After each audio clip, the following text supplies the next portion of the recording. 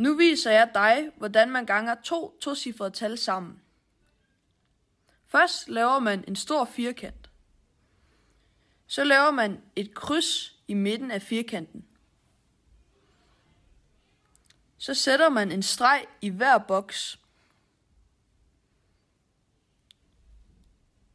Så tager man det første tal og sætter i toppen af boksen. Derefter tager man det andet tal og sætter ude i siden af boksen.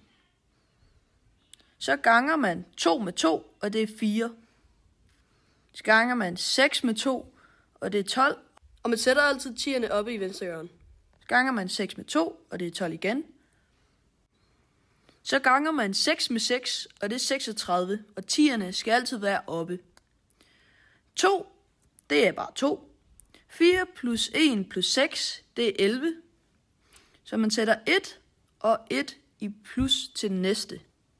Så er det 1 plus 2 plus 3, det er 6. Og den næste er bare 1. Så svaret er 1612. Og nu ved du, hvordan man ganger to tocifrede tal sammen.